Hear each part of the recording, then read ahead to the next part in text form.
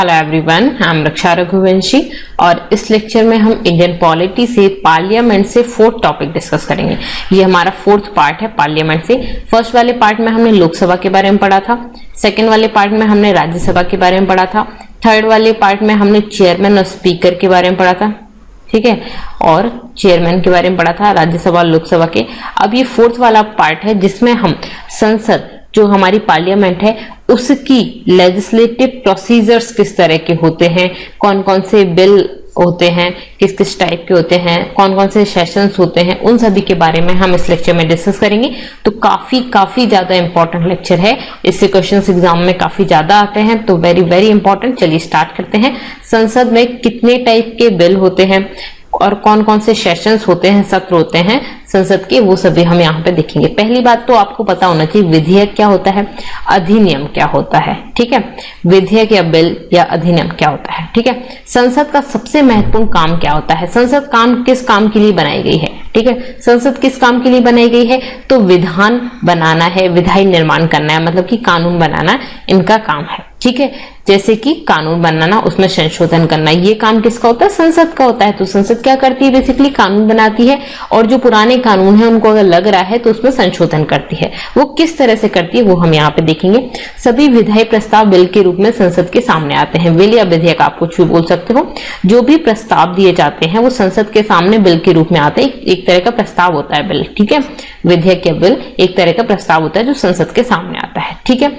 एक विधेयक एक विधायी प्रस्ताव का मसौदा है, मतलब कि एक डॉक्यूमेंट है जो संसद के दोनों सदनों और राष्ट्रपति की सहमति के अनुमोदन के बाद ही कानून बनता है। देखिए विधेयक और अधिनियम और कानून में क्या डिफरेंस है। कानून क्या होता है, ये बन चुका होता है, ठीक है, और विधेयक क्या होता है, एक तरह का प्रस्ताव है, हमने स्टार्ट ही की है बात, एक तरह का डॉक्यूमेंट है कि हम ये चाह रहे हैं, ठीक है। उस डॉक्यूमेंट पे 3 लोग होने चाहिए। तीन कौन, एक तो दोनों सदन मतलब कि लोकसभा और राज्यसभा, ये दोनों उसको अप्रूव करना चाहिए, और तीसरा कौन अप्रूव करना चाहिए, राष्ट्रपति। इन 3 लोगों के मतलब कि ये 2 सदन और एक राष्ट्रपति, इन तीनों के अप्रूव करने के बाद ही वो चीज क्या बनती है, कानून बनती है। अब आपके मन में आएगा कि सिर्फ ये तीनों को ही अप्रूव करना होता है, लोकसभा को, राज्यसभा को और राष्ट्रपति को, क्या कोई और नहीं करता।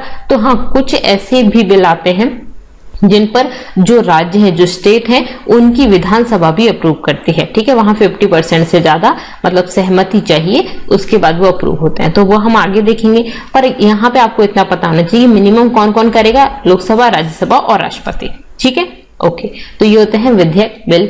और कितने टाइप के बिल होते हैं अब ये देखते हैं। देखिए जो विधेयक है, बिल है, वो कितने प्रकार के होते हैं, 2 टाइप के होते हैं। एक तो होते हैं सार्वजनिक बिल, सार्वजनिक, और दूसरे होते हैं निजी, प्राइवेट, ठीक है। सार्वजनिक बिल क्या होते हैं, जो एक ही प्रक्रिया द्वारा पारित होते हैं और संसद के दोनों सदनों में समान चरणों से गुजरते हैं, ये दोनों के दोनों, ठीक है। सार्वजनिक बिल जो होते हैं वो गवर्नमेंट मतलब जो भी पर्सन अभी गवर्नमेंट में है, जिसकी अभी सरकार है, उनमें से कोई एक मंत्री जिस बिल को पेश कर रहा है उसको सार्वजनिक बिल बोलते हैं। उनके अलावा मतलब कि जो अभी गवर्नमेंट में है वो लोग नहीं कर रहे, उनके अलावा कोई और कर रहा है तो वो प्राइवेट बिल या निजी बिल होते हैं। तो यहाँ दोनों में डिफरेंस देख लेते हैं, सरकारी बिल और निजी बिल में, ठीक है। एक सरकारी बिल अनिवार्य रूप से एक मंत्री द्वारा पेश किया जाता है, ठीक है। जो गवर्नमेंट में जो कोई पर्सन एक मंत्री है, उस मंत्री के द्वारा पेश किया जाता है, तो वो क्या है, सरकारी बिल है, ठीक है। निजी बिल एक मंत्री के अलावा संसद की किसी भी सदस्य द्वारा पेश किया जा सकता है। ये जो पर्सन है ये संसद का सदस्य हो सकता है, मतलब दूसरी किसी पार्टी का है, वो एक मंत्री नहीं है, तो वो कौन सा होगा, निजी बिल होगा। तो निजी मतलब कि प्राइवेट बिल। प्राइवेट बिल किसको बोलते हैं, जो अभी गवर्नमेंट में जो पर्सन है मतलब जो मंत्री है उसको छोड़ के बाकी कोई भी कर रहा है तो वो प्राइवेट बिल हो गया, ठीक है। अब ये मुद्दा कुछ भी हो सकता है, मुद्दा जो है वो सार्वजनिक मामले भी हो सकते हैं। यहाँ पे निजी विधेयक में सार्वजनिक मामले पर विपक्ष पार्टी की रुख को दर्शाता है, तो बेसिकली इसमें सार्वजनिक मामले भी हो सकते हैं। तो ऐसा नहीं है निजी मतलब उसका खुद का प्राइवेट मैटर है, प्राइवेट मैटर नहीं है, मामला तो ऑब्वियसली जनता के लिए ही होगा, तो मामले तो सार्वजनिक ही है, लेकिन ये कौन कर रहा है, ये वो पर्सन कर रहा है, कोई भी सांसद कर रहा है जो कि मंत्री नहीं है, ठीक है, ओके। और यहाँ पे ये जो सरकारी विधेयक होते हैं वो सरकार की नीतियों को बताते हैं। गवर्नमेंट जो चला रहे हैं, जो सरकार चल रही है इस टाइम पे, उसकी जो भी पॉलिसीज वगैरह होती है वो इस सरकारी विधेयक में होती है। हमेशा आप ये एक बात याद रखिए, सरकारी बिल जो है ना वो जल्दी पास हो जाते हैं प्राइवेट बिल से। ऑब्वियसली क्योंकि सरकारी बिल को पास कराने के लिए सरकार के पास बहुमत है, तो बहुमत सभी लोग जो भी जनरली पार्टी के जो भी लोग होते हैं वो एक ही साइड में अपना आंसर देते हैं, एक ही साइड करते हैं, तो ये पास हो जाता है। ठीक है, ओके। अब संसद में सरकार के पास बहुमत है, अगर संसद में सरकार के पास बहुमत है, इसीलिए सार्वजनिक बिल जो सरकारी बिल होते हैं उनको पारित होने की अधिक संभावना होती है, जबकि निजी सदस्यों के बिल जो हैं वो यह लाभ नहीं उठा पाते हैं क्योंकि उनके पास बहुमत नहीं है। अब बहुमत नहीं है तो वो चाह रहे हैं उस बिल को पास कराना, वो सरकार में जो लोग हैं, जिस पार्टी के पास बहुमत है, वो चाह भी रहा है या नहीं रहा है। ठीक है, उस पर डिपेंड करता है। अगर वो नहीं चाह रहे हैं तो नहीं होगा, यहाँ पे भी बहुमत चाहिए होगा ना पास कराने के लिए। ठीक है, सदन में सरकारी बिल पेश करने के लिए 7 दिनों की नोटिस देने की आवश्यकता होती है। जो सरकारी बिल है उसको पेश करना है अगर आपको, तो पहले आपको कितने दिन का नोटिस देना होगा? 7 दिन का। लेकिन अगर जो निजी बिल है उसकी शुरुआत करनी है तो 1 मंथ का नोटिस देने की आवश्यकता होती है। यहाँ पे 1 मंथ का नोटिस देना पड़ता है। ठीक है, तो ये डिफरेंस है। निजी बिल क्या होता है आपका? निजी बिल जो है वो संसद का कोई भी सदस्य कर सकता है, लेकिन वो मंत्री नहीं होना चाहिए। ठीक है, और निजी बिल जो है वो विपक्षी पार्टी का जनरली कोई पर्सन करता है। अगर सरकारी बिल है तो वो तो सरकार में ही कोई एक, मतलब जो गवर्नमेंट चल रही है, जिन लोगों की सरकार है उनमें से कोई एक कर रहा है, मतलब कि कोई ना कोई मंत्री करेगा वो तो। ठीक है, तो वो सरकारी बिल होता है। विपक्ष का जो होता है वो जनरली निजी बिल होता है। ठीक है, ये जो सरकारी बिल है वो सरकार की नीतियां, ऑब्वियसली सरकार की पॉलिसीज को बताता है, और ये क्या बता रहा है? सार्वजनिक मामले हैं जो कि विपक्ष लेके आ रहा है कि भाई ये मुद्दे भी, इन पर भी सोचो। अगर संसद में बहुमत होता है तो जो सार्वजनिक बिल हैं वो क्या से पास हो जाते हैं, जल्दी पास हो जाते हैं, और जो निजी बिल हैं वो जनरली पास होने में दिक्कत आती है। सरकारी बिल को 7 दिनों का नोटिस देना पड़ता है, निजी बिल को 1 महीने का नोटिस देना पड़ता है। ठीक है, ओके। अब यहाँ पे देखते हैं टाइप्स ऑफ बिल्स, कितने टाइप के बिल होते हैं। तो 2 टाइप के देख लिए पहले तो हमने, सार्वजनिक बिल और निजी बिल। ये तो कौन दे रहा है उसके अकॉर्डिंग हो गया। ठीक है, सरकारी मतलब कि कोई मंत्री दे रहा है तो सार्वजनिक बिल हो गया, और मंत्री के अलावा कोई भी संसद दे रहा है, संसद का कोई भी सदस्य दे रहा है, कोई सांसद दे रहा है, तो वो कैसा हो गया? प्राइवेट बिल हो गया। ठीक है, अब यहाँ पे बिल जो आ रहा है ना, जो जिसको हम पेश कर रहे हैं, वो किस किस टाइप के हैं, उनके टाइप्स भी होते हैं। तो एक होता है ऑर्डिनरी बिल, जिसको हम क्या बोलते हैं? साधारण विधेयक। क्या बोलते हैं? साधारण विधेयक, साधारण विधेयक। ठीक है, मनी बिल, मनी बिल को हम क्या बोलते हैं? धन विधेयक। ठीक है, धन विधेयक। फाइनेंस बिल, फाइनेंस बिल को बोलते हैं वित्त विधेयक, वित्त विधेयक। ठीक है, और स्पेशल बिल्स, ये संविधान संशोधन बिल, कॉन्स्टिट्यूशनल अमेंडमेंट बिल होते हैं। ठीक है, कॉन्स्टिट्यूशनल अमेंडमेंट एक्ट जो बिल होते हैं उनको आप वो स्पेशल बिल्स में आते हैं। तो 4 टाइप के बिल देखे हमने। साधारण बिल, ठीक है, मनी विधेयक, उसके बाद आपका जाता है फाइनेंशियल बिल। तो फाइनेंशियल बिल जो है उसमें फाइनेंशियल बिल 1 और फाइनेंशियल बिल 2 2 टाइप के होते हैं। ये स्पेशल बिल में कॉन्स्टिट्यूशनल अमेंडमेंट बिल होते हैं, संविधान संशोधन विधेयक, जो कि फेडरल होते हैं और नॉन फेडरल होते हैं। एक एक करके समझते हैं। कॉन्स्टिट्यूशनल अमेंडमेंट बिल में किस तरह के होते हैं? फेडरल और नॉन फेडरल। फेडरल जो होते हैं उसमें स्टेट्स, मतलब मैंने क्या बोला था कि कुछ जनरली आपके 3 लोगों को लोकसभा अप्रूव करे, राज्यसभा अप्रूव करे और प्रेसिडेंट अप्रूव करे। ठीक है, ये 3 ही लोग हैं। लेकिन यहाँ पे कुछ ऐसे बिल भी होते हैं जिसमें स्टेट्स का रिप्रेजेंटेशन भी होना चाहिए। कितना? 50%। 50% से ज्यादा राज्य की जो विधानसभाएं हैं उनके लोग हाँ करने चाहिए। ठीक है, तो वो होते हैं फेडरल। फेडरल का मतलब क्या है? सेंटर और स्टेट के बीच में रिलेशन। ठीक है, और नॉन फेडरल क्या होते हैं? जिसमें सिर्फ और सिर्फ इन तीनों की जरूरत होती है। ठीक है, तो साधारण विधेयक, धन विधेयक, फाइनेंस विधेयक, फाइनेंशियल विधेयक जो हैं उनमें आपके 2 तरह के होते हैं। वित्त विधेयक में वित्त विधेयक 1 और 2। ठीक है, यहाँ पे देखिए मनी बिल जो है ना उसमें भी आप देख रहे हैं सेम ही तरह की बात है। मनी मतलब पैसा और फाइनेंस मतलब वो भी पैसा, तो यहाँ दोनों पैसे की बात हो रही है। तो बिल्कुल तीनों एक ही जैसे हैं। फाइनेंस बिल 1, 2 और ये मनी बिल एक ही जैसे हैं। फाइनेंशियल बिल के अंदर ही आता है मनी बिल, लेकिन यहाँ पे कुछ डिफरेंस है उसको हम देखेंगे। ठीक है, मनी बिल काफी इंपॉर्टेंट है, very very important. Special bills में कॉन्स्टिट्यूशनल अमेंडमेंट बिल हो जाते हैं आपके फेडरल और नॉन फेडरल। ठीक है, चलिए तो अब देखते हैं एक एक करके। साधारण बिल कौन से होते हैं? ये बिल वित्तीय मामलों के अलावा अन्य मामले हैं, ठीक है, मतलब कि इसमें पैसे की बात नहीं होनी चाहिए। साधारण बिल है मतलब कि जिसका संबंध कहीं से भी पैसे से ना हो, ठीक है। साधारण विधेयक कौन होते हैं? जो बहुत सारे मामले होते हैं इसमें, लेकिन उनमें किस तरह का मामला नहीं होता? पैसे का मामला नहीं होता, ठीक है।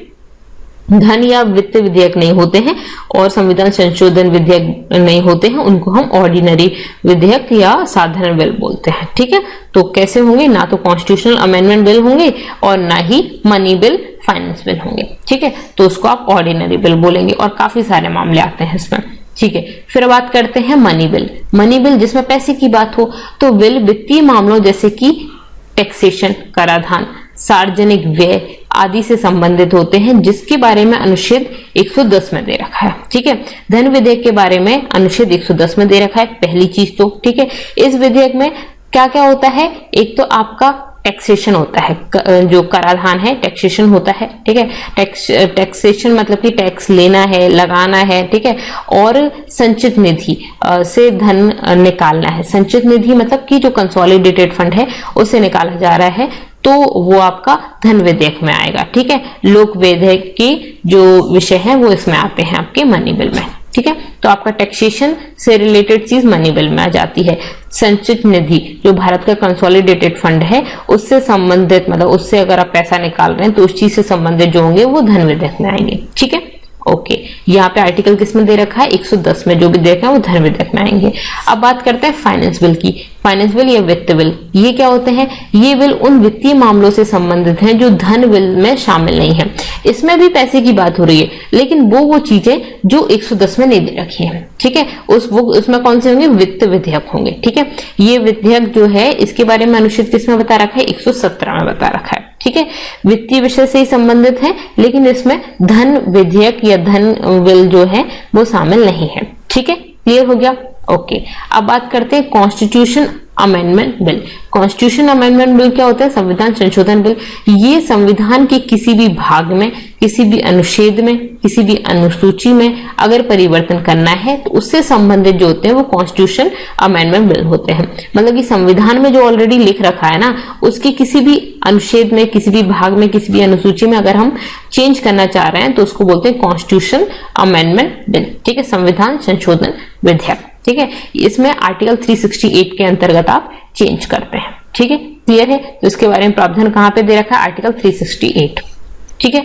तो ये आपके 4 तरह के हो गए। साधारण विधेयक कौन से होते हैं? जिसमें हम पैसे से रिलेटेड बात नहीं कर रहे और कॉन्स्टिट्यूशन में अमेंडमेंट से रिलेटेड बात नहीं कर रहे, तो वो साधारण बिल हो गए। मनी बिल क्या हो गया? जो मामले 110 में दे रखे हैं, वित्तीय मामले हैं, टैक्सेशन है, संचित निधि से अगर हम हटा रहे हैं पैसा तो उससे ले रहे हैं, तो उससे रिलेटेड जो हो गए तो वो आपके मनी बिल में आ जाते हैं। फाइनेंस बिल में भी वो सारे मामले आते हैं जो धन विधेयक में नहीं है। और कॉन्स्टिट्यूशन अमेंडमेंट बिल जो होते हैं उसमें आप कॉन्स्टिट्यूशन में कोई अमेंडमेंट कर रहे हो तो, ठीक है। ओके, अब बात करते हैं एक एक करके सबको डिटेल में। साधारण बिल क्या होते हैं? किसी साधारण विधेयक को विधि बनाने से पूर्व संसद से निम्न विधायी प्रक्रिया से गुजरना होता है।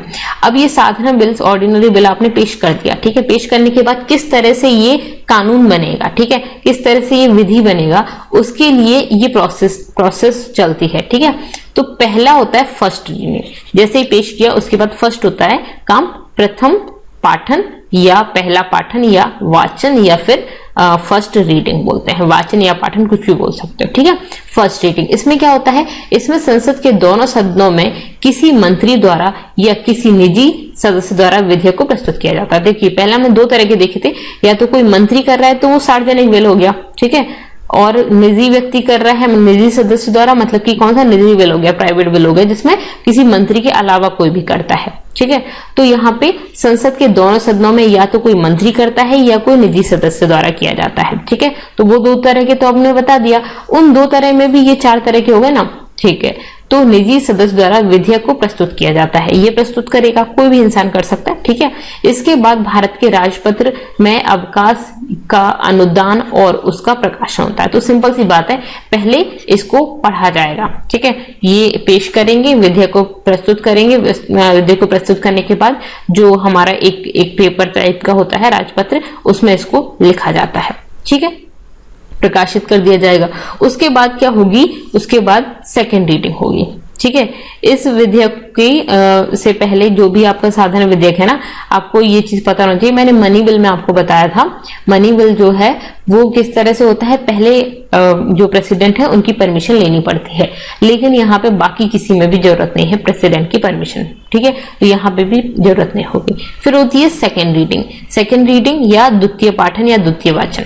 इसमें क्या होता है, इस स्तर पर बिल विस्तृत रूप से जांच से गुजरता है। यहाँ पे इस पे मतलब जांच होती है, जिसमें हर जो भी एक उसका चीज लिखी हुई है ना, उस सब पर चर्चा होती है। इस चरण में आगे सामान्य चर्चा, पहले जनरल डिस्कशन होता है, फिर समिति मतलब कि कमेटी स्टेज होती है, कमेटी चेक करती है इसको, फिर कमेटी बनाई जाती है, कमेटी जो चेक करेगी इसमें जो चीजें हैं उनको देखेगी, क्या जरूरत है क्या नहीं है, क्या सही है, फिर कमेटी की रिकमेंडेशंस होती हैं, फिर उसके बाद कंसिडरेशन स्टेज आती है, विचार मंच होता है, जिसपे हम ये अब गवर्नमेंट के सामने जो कमेटी है उन्होंने गवर्नमेंट के सामने रख दिया, फिर देखते हैं गवर्नमेंट में देखा जाता है, मतलब कि जैसे लोकसभा के सामने रखा है, राज्यसभा के सामने रखा, तो वहां पे विचार होता है, कंसिडरेशन होता है। पहले जनरल डिस्कशन हो गया, ठीक है, फिर कमेटी स्टेज आ गई, कमेटी ने अपने रिकमेंडेशंस दे दिए, फिर उस पर कंसिडरेशन हुआ, बातचीत हुई, इन सभी चरणों से ये गुजरता है सेकंड रीडिंग, ठीक है। तो काफी इंपॉर्टेंट है इसमें।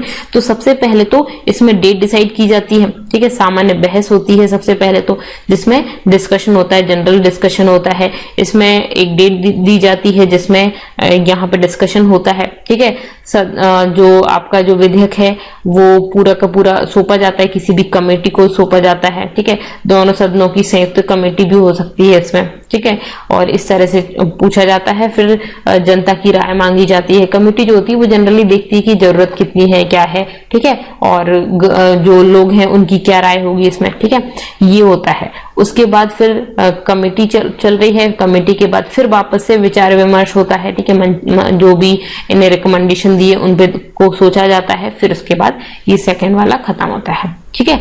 फिर उसके बाद थर्ड रीडिंग आ जाती है, तीसरा पाठन आ जाता है। इसमें क्या होता है, इस स्तर पर कोई संशोधन की अनुमति नहीं होती, यहाँ पे कोई संशोधन नहीं हो रहा है। विधेयक को सदन में उपस्थित या मतदान करने वाले अधिकांश सदस्यों द्वारा पारित किया जाता है। जब बिल को पीठासीन अधिकारी द्वारा प्रमाणित किया जाता है तो इसे दूसरे सदन में विचार और अनुमोदन के लिए भेजा जाता है।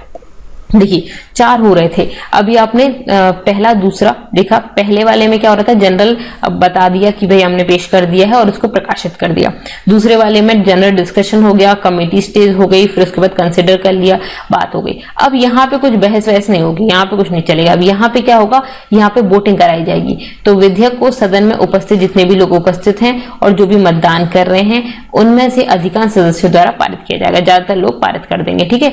ऑर्डिनेंस बिल ना, मतलब साधारण विधेयक है ना, तो साधारण विधेयक में क्या हो जाएगा, आपका सिंपल आपका अधिकांश लोग मतलब 50% से ज्यादा लोग यस में वोट देने चाहिए तो इसको पारित हो जाएगा, ठीक है। जब बिल को पीठासीन अधिकारी द्वारा प्रमाणित किया जाता है, मतलब कि जो अध्यक्ष है, जैसे कि लोकसभा में अगर चल रहा है तो लोकसभा के अध्यक्ष इसको हाँ बोलेंगे, ठीक है, कि भाई ठीक है हो गया, वोटिंग हो गई सही से, काम मतलब कि यस हो गया। अब ये यस हो गया, इन्होंने प्रमाणित कर दिया, उसके बाद दूसरे सदन में भेजा जाएगा, वहां पे विचार होगा, ठीक है, और अनुमोदन के लिए भेजा जाएगा, थोड़ा वहां पे विचार होगा, इस चीज पे डिस्कशन चलेगा। लोकसभा की जगह राज्यसभा कर रही होती तो यहाँ पे चेयरमैन हाँ कर देते, ठीक है। तो जनरल चल रहा है अभी तो 50% वाला, ठीक है, मतदान कर दिया, 50% से ज्यादा लोगों ने हाँ कर दिया तो काम चल गया, ठीक है। ऑर्डिनरी बिल हो गया। फिर बिल इन सेकंड हाउस, दूसरे हाउस में, दूसरे सदन में विधेयक जा रहा है तो क्या होगा, विधेयक को सदन में उपस्थित और मतदान करने वाले सदस्यों की एक साधारण बहुमत से पारित करने की आवश्यकता होती है। तो जितने भी लोग उपस्थित हैं, मतदान कर रहे हैं, उनमें से साधारण बहुमत से ये पारित होगा। साधारण बहुमत से मतलब कि 50% से ज्यादा लोग हाँ करें। यदि दूसरा सदन बिना किसी संशोधन के विधेयक पारित करता है तो विधेयक को राष्ट्रपति के पास भेजा जाता है और राष्ट्रपति की सहमति ली जाती है और वो कानून बन जाता है, ठीक है। अगर इन्होंने कुछ संशोधन वगैरह बता दिए तो फिर वापस से उसी में चला जाएगा। जैसे कि मान लीजिए पहले लोकसभा से स्टार्ट हुआ, इन्होंने पारित करके राज्यसभा में भेज दिया, राज्यसभा में 50% से ज्यादा लोगों ने यस बोल दिया तो राष्ट्रपति के पास चला गया, ठीक है, प्रेसिडेंट के पास चला गया। अब यहाँ पे ऐसा हो कि लोकसभा ने डिस्कशन किया, सब कुछ किया, इन्होंने संशोधन वगैरह जो भी करना था वो सब करके राज्यसभा में भेज दिया। राज्यसभा ने इसमें संशोधन बताया कि नहीं आपने जो करना था वो सही नहीं है, आप इसमें ये चीज चेंज करो, ठीक है, ये इनको भेज देंगे, ये चेंज करेंगे, फिर उसके बाद इनको वापस भेजेंगे। तो ये प्रोसेस भी चलती रहती है, ऐसा जरूरी नहीं है, यहाँ पे ये प्रोसेस भी चलेगी। अगर बिना किसी संशोधन के ये यहाँ कर देते हैं, ठीक है, ये सारे संशोधन हो गए, उसके बाद इन्होंने बोल दिया कि अब ठीक है, अब सही लग रहा है हमें, तो फिर ये प्रेसिडेंट के पास चला जाएगा, ठीक है। फिर प्रेसिडेंट उस पर साइन कर देंगे तो वो कानून बन जाएगा। क्लियर है? ठीक है। तो ये होता है एसेंट ऑफ द प्रेसिडेंट। अब प्रेसिडेंट के पास आया तो क्या होगा, यदि राष्ट्रपति विधेयक पर अपनी सहमति देते हैं तो विधेयक एक अधिनियम बन जाता है। यदि राष्ट्रपति विधेयक को स्वीकृति प्रदान नहीं करते हैं तो विधेयक वहीं पे खत्म हो जाता है, ठीक है। तो अगर ये हाँ नहीं करेंगे तो ये खत्म हो जाएगा। अब ये राज्यसभा जो है, राज्यसभा भी अगर हाँ नहीं करती तो यहीं खत्म हो जाता, ठीक है। लोकसभा भी हाँ नहीं करती तो यहीं खत्म हो जाता। लोकसभा ने हाँ की तो राज्यसभा के पास पहुंचा, राज्यसभा ने हाँ की तो प्रेसिडेंट के पास पहुंचा। ये हाँ करेंगे तो अधिनियम बनेगा। यहाँ पे उल्टा भी हो सकता है, सबसे पहले राज्यसभा में स्टार्ट हो रहा है, राज्यसभा में इसको पारित कर दिया, फिर लोकसभा में स्टार्ट हो रहा है, यहाँ पे हाँ कर दिया, फिर उसके बाद प्रेसिडेंट के पास जा रहा है, ठीक है। तो ऐसे भी जा सकता है, जरूरी नहीं है ऐसे ही जाए, ठीक है। जनरली लोकसभा में स्टार्ट होते हैं क्योंकि सरकार जो है वो लोकसभा में ही बैठी हुई है, ठीक है। जितने भी मंत्री वगैरह हैं तो जनरली लोकसभा से स्टार्ट होते हैं, पर ऐसा जरूरी नहीं है, राज्यसभा से भी स्टार्ट हो सकते हैं, ठीक है। यहाँ पे हमने बताया कि साधारण बहुमत हो, बहुमत पारित करना है, जितने भी लोग उपस्थित हैं। यहाँ पे ऐसा नहीं है कि जैसे लोकसभा में कितने लोग हैं तो 545 लोग हैं, राज्यसभा में कितने हैं 245 हैं, तो ये 545 पूरे उपस्थित हो, ऐसा जरूरी नहीं है। इसमें से कम भी उपस्थित हो सकते हैं, लेकिन मिनिमम कितने होना चाहिए, 1/10 होना चाहिए। आपको ये बात पता है कि कोरम कंप्लीट होने के लिए, मतलब कोरम के लिए अगर कोई मीटिंग करनी है तो उसके लिए मिनिमम 10% लोग तो उपस्थित होने ही चाहिए, मतलब कि 55 लोग तो लोकसभा में उपस्थित होने चाहिए। इससे ऊपर जितने भी हुए, जितने भी, मान लीजिए 100 लोग उपस्थित हैं तो 51 लोग यस करेंगे, तब ये विधेयक यहाँ से पारित हो जाएगा, ठीक है। इसी तरह से राज्यसभा में मिनिमम कितने होना चाहिए, 25 लोग उपस्थित होना चाहिए, क्योंकि ये कोरम पूरा तो होगा तभी तो मीटिंग बैठेगी, ठीक है। ऐसा नहीं आप बोलें कि 20 लोग ही लोकसभा में थे और काम चला लो, नहीं, ऐसा नहीं चलेगा। पहले कोरम होना चाहिए और उसके बाद ही बात आती है। जब मीटिंग तो तभी होगी ना जब पूरा गणपूर्ति होगी, ठीक है, मतलब कि कोरम पूरा होगा तभी मीटिंग हो पाएगी। अब जब मीटिंग होगी फिर उसमें वोटिंग होगी, ठीक है। ओके, क्लियर है। ये आपका ऑर्डिनरी बिल हो गया, ऑर्डिनरी बिल पास हो गया। अब हम बात करते हैं वित्त बिल की, ठीक है। फाइनेंशियल बिल, फाइनेंशियल बिल क्या होते हैं, देखिए वित्त बिल वे बिल है जो राजस्व और व्यय से संबंधित, मतलब कि जिसमें भी पैसे की बात हो रही है ना, वो वित्त बिल है, ठीक है। वित्तीय बिल 3 तरह के होते हैं, अभी 3 तरह के होते हैं। कौन कौन से 3 तरह के होते हैं, एक तो मनी बिल होता है, धन विधेयक, एक होता है वित्त बिल 1, ठीक है, और वित्तीय बिल 2, 2 तरह के, ठीक है। फाइनेंशियल बिल और मनी बिल 2 तरह के देखे आपने। मनी बिल भी एक फाइनेंशियल बिल ही होता है, ठीक है। मनी बिल क्या होता है, एक फाइनेंशियल बिल ही होता है, वित्त विधेयक ही होता है, पर ये थोड़ा सा अलग है। अभी देखते हैं हम। मनी बिल जो है वो आर्टिकल 110 में दे रखा है, वित्तीय बिल 1 जो है वो आर्टिकल 117 में दे रखा है, 17 का ए पार्ट मतलब फर्स्ट, ठीक है। वित्तीय बिल जो 2 है वो आर्टिकल 117 के 3rd पार्ट में दे रखा है, ठीक है। तो मनी बिल, वित्तीय बिल 1, वित्तीय बिल 2, ठीक है। 117 1, 117 3 और 110, ठीक है। सभी मनी बिल वित्तीय बिल होते हैं क्या, बिल्कुल होते हैं, क्योंकि मनी बिल किसके अंतर्गत आ रहे हैं, वित्तीय बिल के अंतर्गत आ रहे हैं। लेकिन सभी वित्तीय बिल मनी बिल होते हैं क्या, नहीं, बिल्कुल नहीं, क्योंकि मनी बिल जो है वो पार्ट है वित्तीय बिल का, ना कि वित्तीय बिल है, ठीक है। तो मनी बिल जो है वो वित्त बिल के अंतर्गत आ रहा है, ठीक है, इसके अंदर आ रहा है, ठीक है। तो मनी बिल, सारे के सारे मनी बिल वित्तीय बिल होंगे, बिल्कुल होंगे, पर क्या सभी के सभी वित्तीय बिल मनी बिल होंगे, तो बिल्कुल नहीं, ठीक है। ओके, अब नेक्स्ट देखते हैं मनी बिल क्या होते हैं, धन विधेयक क्या होते हैं। संविधान के अनुच्छेद 110, ये आपको याद रखना है, वेरी वेरी इंपॉर्टेंट, डायरेक्ट पूछ लिया जाता है क्वेश्चन, ठीक है। तो 110 के तहत बिल को धन विधेयक माना जाता है यदि किसी कर को लगाया जाता है, किसी भी टैक्स को लगाया जा रहा है, इम्पोजिशन हो रहा है, समाप्त किया जाता है, अबॉलिशन हो रहा है, किसी भी टैक्स को लगाना है, टैक्स को खत्म करना है, परिवर्तित करना है, ऑल्टरेशन करना है उसमें, और रेगुलेट करना है, तो उसको आप क्या बोलेंगे, वित्तीय बिल में बोलेंगे। मतलब कि टैक्स से रिलेटेड चीज, टैक्स लगा रहे हो, खत्म कर रहे हो, उसको चेंज कर रहे हो, रेगुलेट कर रहे हो, तो उसके लिए आप वित्तीय बिल में कौन सा वाला बोलोगे, मनी बिल बोलोगे, आर्टिकल 110(1), ठीक है।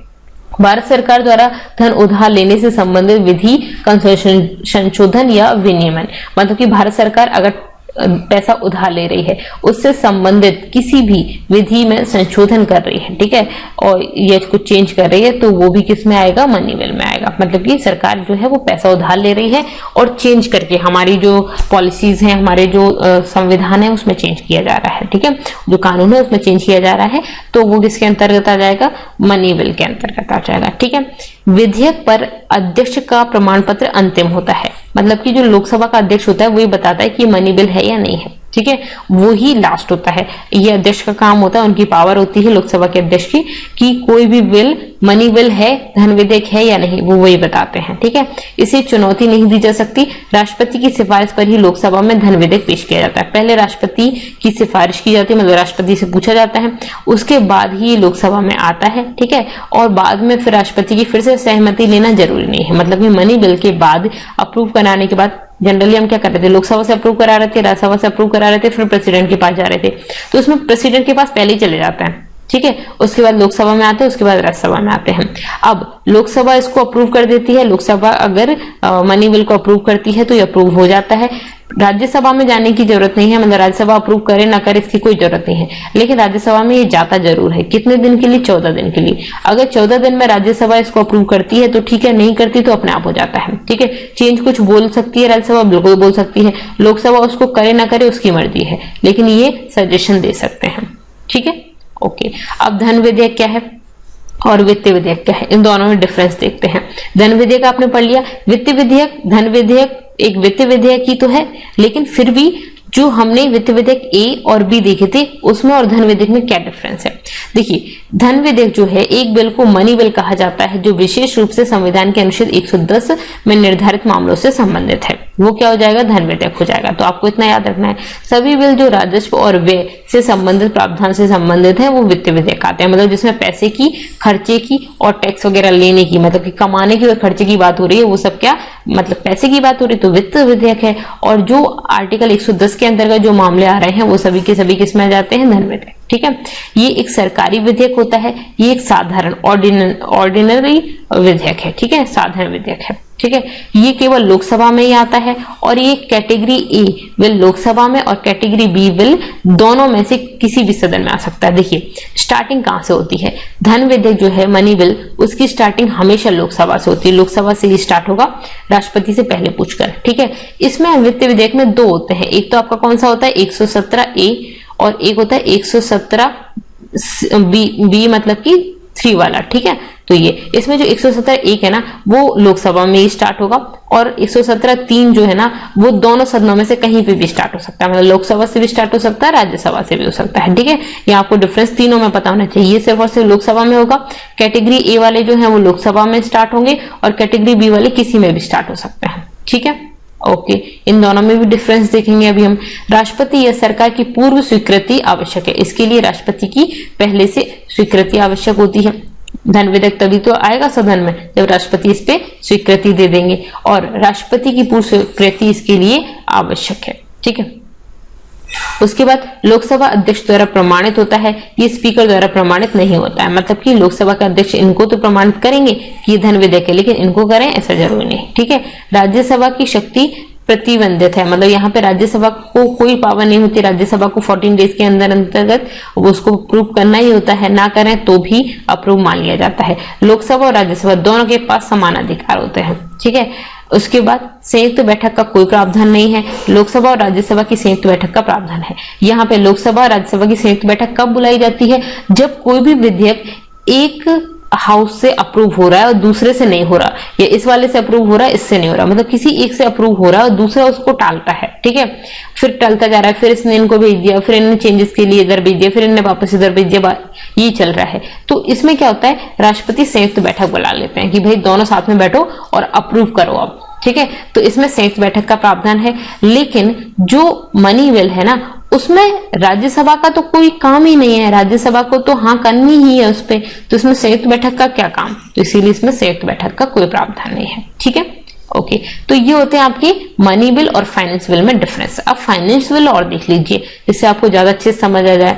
जो वित्तीय बिल 1 है, ठीक है, पहला वाला कैटेगरी ए, केवल लोकसभा में ही पेश किया जा सकता है, मतलब कि जैसे धन विधेयक था वैसा ही राज्यसभा में इसको पेश नहीं कर सकते। राष्ट्रपति की सिफारिश पर ही इसको पेश किया जा सकता है, धन विधेयक जैसा ही होता है।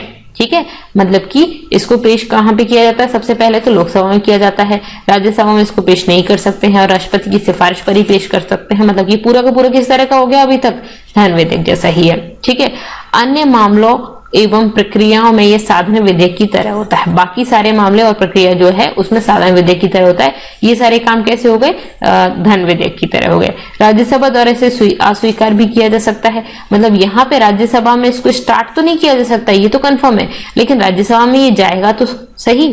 ठीक है, जो धन विधेयक था उसमें राज्यसभा अस्वीकार नहीं कर सकती, 14 दिन के अंतर्गत उसको स्वीकार ही माना जाएगा, लेकिन यहाँ पे इसको राज्यसभा अस्वीकार कर सकती है। तो ये डिफरेंस हो गया किसमें, मनी बिल और फाइनेंस बिल 1 में। ठीक है, उसके बाद गतिरोध की स्थिति में अनुच्छेद 108 के तहत संयुक्त बैठक भी बुलाई जा सकती है।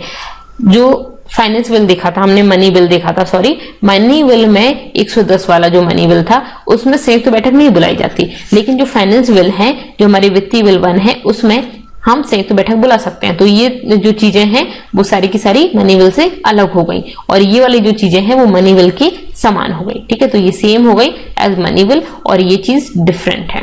ठीक है, मनी बिल से डिफरेंट है। ठीक है, तो ये फाइनेंस बिल 1 हो गया। अब देखते हैं फाइनेंस बिल 2, इसमें क्या है, संसद के किसी भी सदन में पेश किया जा सकता है। अब ये बिल्कुल ही अलग हो गया आपके फाइनेंस बिल से, और वित्तीय बिल 1 जो था, सॉरी वित्तीय बिल जो 1 था उससे बिल्कुल ही अलग हो गया, क्योंकि इसको दोनों सदनों में से कहीं से भी पेश किया जा सकता है और उन दोनों को सिर्फ और सिर्फ लोकसभा में स्टार्ट कर रहे थे, तो ये कहीं भी पेश कर सकते हैं। ठीक है, ये डिफरेंस हो गया। और राष्ट्रपति की सिफारिश में आवश्यक नहीं है, उन दोनों में राष्ट्रपति की सिफारिश आवश्यक थी। ठीक है, दोनों सदनों में विधेयक को अस्वीकार और संशोधित किया जा सकता है। जो आपका फाइनेंस बिल 1 था उसमें तो दोनों सदनों में अस्वीकार किया जा सकता था। ठीक है, राज्यसभा अस्वीकार कर सकती थी, लेकिन जो वित्तीय बिल, जो आपका मनी बिल था, धन विधेयक में राज्यसभा अस्वीकार नहीं कर सकती। तो यहाँ पे ये कैसा हो गया, आपके जो धन विधेयक था उससे सेम हो, मतलब उससे अलग हो गया, और जो वित्तीय बिल था 1, मतलब फाइनेंस बिल 1, उससे सेम हो गया। ठीक है, मैं क्या बोलना चाह रही हूँ, यहाँ पे डिफरेंस क्या है, देखिए फाइनेंस बिल के जैसा क्या है यहाँ पे देखिए फाइनेंस बिल जो है 1 और 2, फाइनेंस बिल 1 में क्या बताया गया था, आपका जो लोकसभा है उसी में स्टार्ट होगा। ठीक है, ये कहीं पे भी स्टार्ट हो सकता है, तो ये उन दोनों से अलग हो गया। इसमें राष्ट्रपति की सिफारिश आवश्यक नहीं है, उन दोनों में थी, तो ये अलग हो गया। अब यहाँ पे दोनों सदनों में विधेयक को अस्वीकार और संशोधित किया जा सकता है। फाइनेंस बिल 1 देखिए, इसमें दोनों सदनों में मतलब कि राज्यसभा इसको अस्वीकार कर सकती है, पर धन विधेयक देखिए इसमें राज्यसभा इसको अस्वीकार नहीं कर सकती। ठीक है, राज्यसभा प्रतिबंधित है इसकी शक्ति। ठीक है, तो ये राज्यसभा से अलग हो गया, क्लियर है। इसमें वो उपवन शामिल हैं जो भारत की संचित निधि पर भारत होते हैं। ठीक है, भारत की कंसोलिडेटेड फंड से जो पैसे भारत होते हैं, मतलब कंसोलिडेटेड फंड से आते हैं, वो इसमें शामिल है। ठीक है, लेकिन अनुच्छेद 110 से संबंधित कोई भी मामला इसमें नहीं है। अनुच्छेद 110 में भी आपने कंसोलिडेटेड फंड पढ़ा था, उससे को छोड़ के बाकी। ठीक है, इसमें साधारण विधेयक के समान विधायी प्रक्रिया अपनाई जाती है। साधारण विधेयक की विधायी प्रक्रिया क्या थी, 50% से ज्यादा लोग हाँ बोलेंगे तो हो जाएगा काम। ठीक है, मतलब संसद, लोकसभा, राज्यसभा और प्रेसिडेंट। क्लियर है, ठीक है। अब ये 3 तरह के हो गए आपके, धन विधेयक पढ़ लिया आपने, वित्तीय बिल पढ़ लिए दोनों तरह के। ठीक है, वित्तीय बिल 117(1) और 117(3) अच्छे से पढ़ लिया। अब हम बात करते हैं ज्वाइंट सिटिंग। आपको समझ आ गया ज्वाइंट सिटिंग कब होती है, जब कोई भी विधेयक पास नहीं हो रहा है ना, तो ज्वाइंट सिटिंग करा देते हैं। ठीक है, पर मनी बिल जो है उसमें ज्वाइंट सिटिंग का कोई मतलब नहीं है। संविधान संशोधन बिल, अच्छा फाइनेंस बिल 1 में ज्वाइंट सिटिंग हो सकती है क्या, बिल्कुल हो सकती है। फाइनेंस बिल जो 1 था ना, उसमें राज्यसभा अस्वीकार कर सकती है, इसका मतलब कि संशोधन बता सकती है, तो इसमें भी ज्वाइंट सिटिंग हो सकती है। और फाइनेंस बिल 2 में हो सकती है क्या, इसमें तो हो ही सकती है, ऑब्वियस है ये तो। ठीक है, नेक्स्ट देखते हैं संविधान संशोधन बिल। संविधान में संशोधन, ठीक है, इसके लिए जो बिल होते हैं वो संविधान संशोधन बिल होते हैं। अब ये कैसे होते हैं, ये संविधान के किसी भी भाग में, किसी भी अनुच्छेद में, किसी भी अनुसूची में परिवर्तन से संबंधित होते हैं। आर्टिकल 368 के अंतर्गत इसमें संशोधन होता है। इन विधेयकों को संसद के किसी भी सदन में पेश किया जा सकता है, मतलब कि लोकसभा में भी स्टार्ट हो सकता है, राज्यसभा में भी स्टार्ट हो सकते हैं। ठीक है, सबसे पहले हमने साधारण बिल देखे थे, जो भी कहीं पे भी स्टार्ट हो सकते थे, संविधान संशोधन बिल भी कहीं पे भी स्टार्ट हो सकते हैं, ठीक है।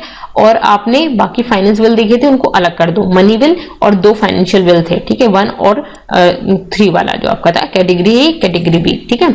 मैं 1 और 3 क्यों पढ़ रही हूँ, 117 1 और 117 3, ठीक है, इसलिए 1 और 3 पढ़ रहे हैं। संसद की किसी भी सदन में पेश किया जा सकता है, लेकिन राज्य विधानमंडल में नहीं, ठीक है। तो मतलब कि राज्यों के विधानमंडल मतलब कि जो आपकी स्टेट्स की विधानसभा है उसमें पेश नहीं किया जाता। विधानमंडल मतलब क्या होता है, विधानसभा और विधान परिषद दोनों को मिला के बनता है विधानमंडल, ठीक है। तो राज्यों के विधानमंडल में इसको पेश नहीं किया जाता, बाकी संसद के किसी भी सदन में कर सकते हैं हम। इन विधेयकों को राष्ट्रपति की पूर्व अनुमति की आवश्यकता नहीं होती, ठीक है। राष्ट्रपति की पूर्व अनुमति की आवश्यकता किसमें होती है, धन विधेयक में होती है और वित्तीय बिल 1 में होती है, ठीक है, ओके। इनमें राष्ट्रपति की पूर्व सहमति की आवश्यकता नहीं है, मतलब इनकी अनुमति नहीं लेनी पड़ती, और इन्हें मंत्री या किसी निजी सदस्य द्वारा पेश किया जाता है। कोई भी मंत्री पेश कर सकता है, कोई भी निजी सदस्य पेश कर सकता है, क्लियर है, ठीक है। अब यहाँ पे 3 चीजें देखते हैं।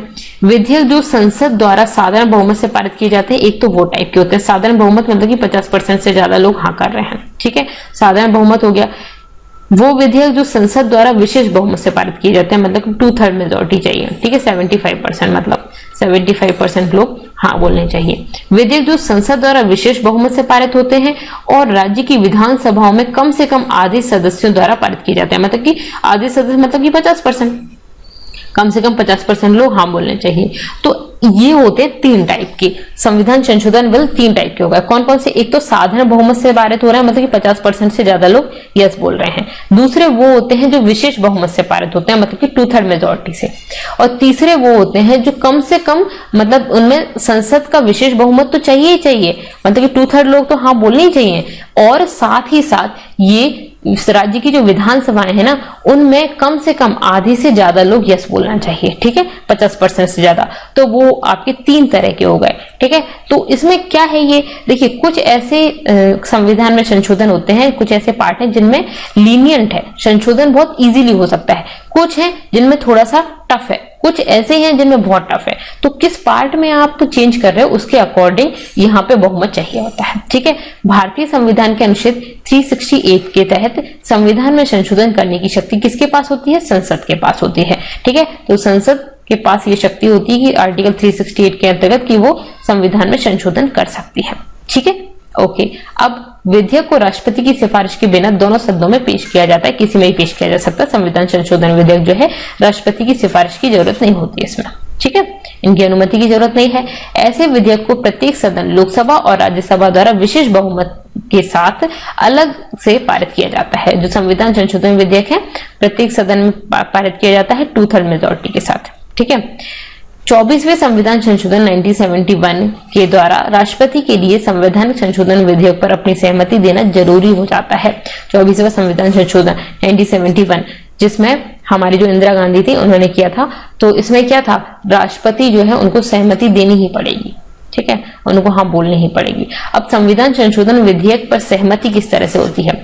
संविधान संशोधन विधेयक को संसद द्वारा विशेष बहुमत से पारित किया जाता है। विशेष बहुमत मतलब कि 2/3 मेजोरिटी, ठीक है, और राज्य विधानसभाओं की आपेक्षिक संख्या द्वारा समर्थित किया जाता है, मतलब 50% लोग इसको मतलब कि इसके लिए हाँ बोलें, ठीक है, इसके समर्थन में आए। राष्ट्रपति को विधेयक पर अपनी सहमति देनी होती है, राष्ट्रपति भी उस पर हाँ बोलेंगे। वह ना तो अपनी सहमति को वापस ले सकता है और ना ही संसद के पास इसको पुनर्विचार के लिए बिल को वापस कर सकता है। मतलब कि संविधान संशोधन अधिनियम जो है, जो बन रहे हैं, संविधान संशोधन के जो विधेयक आ रहे हैं, उस पर राष्ट्रपति अपनी सहमति देंगे, ना तो इसको वापस ले सकते हैं अपनी सहमति को, और ना ही इसको फिर से सोचने के लिए, पुनर्विचार के लिए संसद के पास वापस से बिल को पहुंचा सकते हैं, ठीक है। तो राष्ट्रपति ऐसा नहीं कर सकते, क्लियर है, ओके। राष्ट्रपति के आश्वासन के बाद ही जो विधेयक है वो अधिनियम बनता है। मतलब राष्ट्रपति सिर्फ और सिर्फ एक तरह की कठपुतली हो गए, ये कुछ नहीं बोल सकते, इनको हाँ करनी ही करनी है, ठीक है, और इन्होंने हाँ कर दी, वैसे जो विधेयक था वो क्या बन गया, अधिनियम बन गया, ठीक है। ये संविधान संशोधन विधेयक के से रिलेटेड राष्ट्रपति की पावर है, ठीक है। अब बात करते हैं कि जब ये सब कुछ जो आपके ये संसद मतलब कि लोकसभा यस बोल रही है, राज्यसभा नहीं बोल रही है, राज्यसभा यस बोल रही है, लोकसभा नहीं बोल रही है, ठीक है। तो यहाँ पे जब ऐसा होता है, इन्होंने इनको भेज दिया, इन्होंने वापस इनको भेज दिया, इन्होंने इनको भेज दिया, फिर ऐसे चल रहा है, या फिर इस तरह से उल्टा भी चल सकता है। तो अगर इस तरह से चल रहा है तो फिर क्या होता है कि काम ही नहीं हो रहा, काम ही नहीं हो रहा है, मतलब गतिरोध हो रहा है बीच बीच में। अब ऐसे कब तक काम चलता रहेगा, ठीक है, अगर आप मना करते ही जा रहे हो तो ऐसे कब तक काम चलेगा। तो इसी वजह से संसद की संयुक्त बैठक बुलाई जाती है, मतलब जिसमें राज्यसभा भी हो और लोकसभा भी हो, तो इन दोनों की संयुक्त बैठक बुलाई जाती है, ठीक है।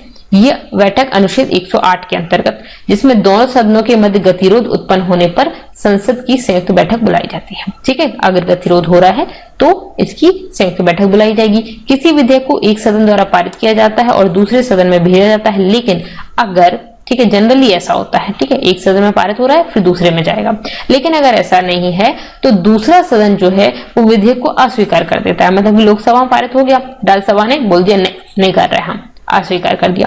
यह विधेयक में किए जाने वाले संशोधनों के बारे में दोनों सदन अंतिम रूप से असहमत हैं। मतलब कि राज्यसभा ने बोला कि नहीं, ऐसा नहीं, आप थोड़ा सा संशोधन करो, जो संशोधन इनको नहीं पसंद आ रहा, या इन्होंने कर दिया तो फिर जो किया वो इनको नहीं पसंद आ रहा, तो इस तरह से चल रहा है। दोनों सदन जो है अंतिम रूप से असहमत हो रहे हैं उस बात पे, ठीक है। दूसरे सदन में विधेयक प्राप्त होने की तारीख से 6 महीने पूरे होने तक विधेयक को पारित न किया हो, मतलब कि एक सदन ने, जैसे कि लोकसभा ने बोल दिया यस ठीक है हमने राज्यसभा पे भेज दिया, राज्यसभा को मिल गया ये विधेयक, उसको मिलने के बाद जिस दिन मिला है उस दिन से 6 महीने पूरे, मतलब कि 6 मंथ का टाइम दिया जाता है, और तब तक ये विधेयक पारित ना हो, राज्यसभा में पारित ना हुआ हो, तो गतिरोध की समाप्ति के लिए, तो ये बीच में क्या डेडलॉक आ गया, इस डेडलॉक के खत्म करने के लिए राष्ट्रपति संसद की संयुक्त बैठक बुला सकते हैं, ठीक है। इसी डेडलॉक को खत्म करने के लिए राष्ट्रपति संसद की संयुक्त बैठक बुलाते हैं।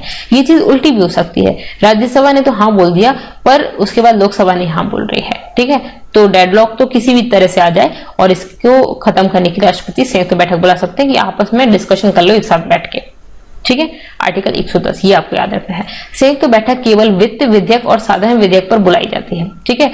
तो देखिए साधारण विधेयक और वित्त विधेयक जो है इन पर संयुक्त बैठक बुलाई जाती है। स्वतंत्रता प्राप्ति के पश्चात अभी तक 3 बार संयुक्त बैठक बुलाई जा चुकी है, इससे इन विधेयक को पारित किया गया है, ठीक है। 3 बार संयुक्त बैठक में विधेयकों को पारित किया गया है। एक तो जो दहेज, ये दहेज नहीं लिखा हुआ, दहेज प्रतिषेध विधेयक 1960 इसमें, ठीक है। बैंक सेवा आयोग विधेयक 1977 और आतंकवाद निवारण विधेयक 2002, ठीक है, POTA, ठीक है। तो ये जो 3 थे इनमें संयुक्त बैठक से ये पास हुए हैं। दहेज प्रतिषेध विधेयक 1960, बैंक सेवा आयोग विधेयक 1977 और आतंकवाद निवारण विधेयक 2002, ठीक है। ओके, तो यहाँ पे हमने क्या क्या पढ़ा, पहले तो हम आपको ये बता देते हैं। हमने आपको टाइप्स ऑफ बिल बताए, किस टाइप के बिल होते हैं, ठीक है। 4 टाइप के होते हैं, आपने देख लिया। पहले हमने 2 टाइप बताए थे, जो कोई निजी व्यक्ति कर रहा है तो वो प्राइवेट बिल हो गया, और साधारण बिल जो कोई मंत्री कर रहा है, गवर्नमेंट की पॉलिसीज बताता है, जनरली साधारण बिल, ठीक है। तो ये 2 टाइप के बताए। फिर उसके बाद हमने जो बिल हैं वो टाइप्स में, उनमें 4 टाइप बताए, ठीक है। 4 टाइप में बेसिकली आपकी जो फाइनेंस बिल है उसमें उसके अंदर ही मनी बिल आता है, ठीक है। फाइनेंशियल बिल जो है उसके अंतर्गत ही मनी बिल आता है, ठीक है, मनी बिल आता है, और इसके अंदर ही फाइनेंस बिल 1 और फाइनेंस बिल 2 आते हैं। मतलब 1 और फाइनेंस बिल 1 जो है 117 1 में है और ये 117 3 में है, ठीक है। मनी बिल 110 में है, ये आपने देखा। और इसके अलावा ऑर्डिनरी साधारण बिल जो होते हैं वो, और इसके अलावा कॉन्स्टिट्यूशनल अमेंडमेंट बिल जो होते हैं वो, ठीक है। क्लियर है, ठीक है। तो ये आपके पूरे देखिए, आपने मनी बिल को हम अलग से पढ़ लेते हैं क्योंकि इसमें थोड़ा डिफरेंस होता है। इन तीनों में डिफरेंस देखा हमने, ठीक है। इन तीनों को हमने अच्छे से पढ़ा, किसमें किस चीज की परमिशन की जरूरत होती है। अगर ये पास नहीं हो रहे हैं तो जनरली आप क्या कर सकते हो, ज्वाइंट सेटिंग कर सकते हो, ज्वाइंट सेटिंग कर सकते हो जिसमें लोकसभा राज्यसभा साथ में बैठेगी, ठीक है। इसके अलावा कॉन्स्टिट्यूशन अमेंडमेंट बिल देखे, किस किस तरह से कॉन्स्टिट्यूशन में अमेंडमेंट हो सकता है। पहले तो चाहिए आपका साधारण बहुमत 50% से ज्यादा, दूसरा चाहिए 2/3 मेजोरिटी, तीसरे होते हैं जो बहुत ही रिजिड होते हैं जिसमें 2/3 मेजोरिटी प्लस 50%, ठीक है, राज्यों की विधानसभाओं से। तो ये होते हैं आपके, ठीक है, कॉन्स्टिट्यूशनल अमेंडमेंट। इसमें प्रेसिडेंट जो होता है उनको साइन करना ही होता है, हाँ बोलनी होती है। तो ये सब चीजें हमने यहाँ पे डिस्कस की। ये हमारा 4th पार्ट था पार्लियामेंट से। इसके बाद हम नेक्स्ट पार्ट भी देखेंगे जिसमें हम आगे इसके कुछ मोशंस पढ़ेंगे, ठीक है। जो आपकी बजट है उसके बारे में भी पढ़ने वाले हैं आगे, ठीक है, कुछ मोशंस पढ़ेंगे। तो ये काफी लंबा चैप्टर है आपका। तो that's all for this video. यहाँ हम इसको खत्म करते हैं। नेक्स्ट टॉपिक में जो है वो हम नेक्स्ट वीडियो में डिस्कस करेंगे। Okay, thank you so much, thanks for watching.